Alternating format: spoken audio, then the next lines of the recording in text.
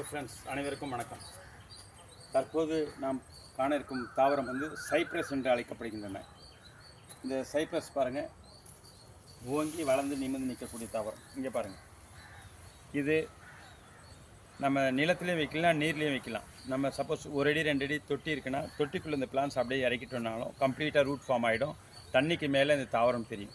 இல்லை நம்ம வந்து கிரவுண்டில் வச்சாலும் புஷ் டைப்பாக நல்லா அடர்த்தியாக அடர்ந்து வளர்ந்து காணப்படும். இது பேர் சைப்ரஸ் தாவரம் என்று அழைக்கப்படுகின்றன.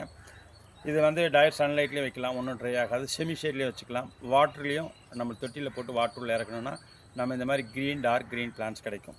இது நம்ம எப்படி வளர்க்குறதுன்னு பார்த்தோம்னா, இது தனி தாவரமாக அதை பாருங்கள். ஒரு பிளான்ஸை நம்ம பிரித்து தனியாக எடுத்துக்கலாம். இங்கே பாருங்கள், இது ரூட்டை தனியாக பிரிக்கலாம். பிரித்து இது தனி பிரான்ச்சு, இது தனி பிரான்ச்சாக தனி பிளான்ஸாக பிரித்து நாம் வந்து தொட்டியில் போட்டோம்னா நமக்கு தனி தாவரமாக கிடைக்கும். இது வளர்ப்பது எளிது. இது ஒரு ஆனுவல் பிளான்ஸ் தான், மன்னிக்கணும், இது ஒரு பெரனியல் பிளான்ஸ். ஆனுவல் பிளான்ஸ் இல்லை, பெரனியல் பிளான்ஸ். அதனால் இது ஒரு தனி தாவரமாக பிரித்து போட்டு நம்ம தொட்டியில் டைரெக்டாக வச்சுக்கலாம், கிரவுண்டில் வைக்கலாம். நிறையா புஷ் ஆகிடும். நம்ம ஒரு 3 மாதத்துக்குள்ளே பார்த்தீங்கன்னா, இப்போ பாருங்கள், இதில் இருக்க 7-8 பிரான்ச் இருக்குது இல்லையா, இது என்ன ஆகும், 3 மாதத்தில் சுமார் ஒரு 150-200 பிரான்ச்சுக்கு இது வந்துடும். அடர்த்தியாக டார்க் க்ரீனாக அழகாக இருக்கும். அதனால் இது பெரிய தொட்டியில் வைங்க, பேக்கெட்டில் வைக்காதீங்க. ஏன்னா இது க்ரோத் கம்மியாக இருக்கும். 12 இன்ச்சு பாட்டு, 15 இன்ச்சு பாட்டில் அந்த மாதிரி வச்சோன்னா நமக்கு நல்ல அடர்த்தியாக க்ரோத் கிடைக்கும். பிளான்ஸ் புஷ்ஷாக இருக்கும். பார்த்தா டார்க் க்ரீனாக பார்க்கறதுக்கு அழகு தாவரமாக இருக்கும். அதனால் நம்ம தண்ணியிலையும் வைக்கலாம், தொட்டியோடு வச்சு பெபிள்ஸ் போட்டு கூழாங்கல் போட்டு நம்ம மண்ணுக்குள்ளே நம்ம செட் பண்ணிடுறோம்.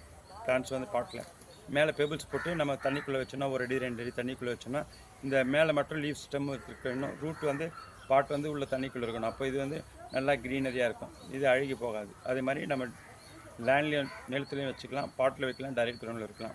ஒரு அழகு தாவரமாக வளர்க்கப்படுகிறது. இது பார்த்திங்கன்னா ஒரு கொடை போன்ற அமைப்பு கொண்டிருக்கும். ஏன்னா கீழெல்லாம் பிரான்ச்சஸ் வராது.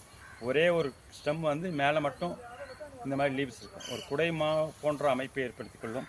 இது பேர் சைப்ரஸ் தாவரம் என்று அழைக்கப்படுகின்றன. இதை வளர்ப்பது எளிது. நம்ம வாட்டரிங் வந்து பாட்டிலே கிரவுண்டில் வச்சோன்னா வீக்லி 2 பண்ணால் போதும். இது ஒரு அழகு தாவரமாக வளர்க்கப்படுகிறது. நன்றி, வணக்கம். புதுசாக பார்க்குறவங்க சேனல் சப்ஸ்கிரைப் பண்ணுங்கள், லைக் பண்ணுங்கள். நன்றி, வணக்கம்.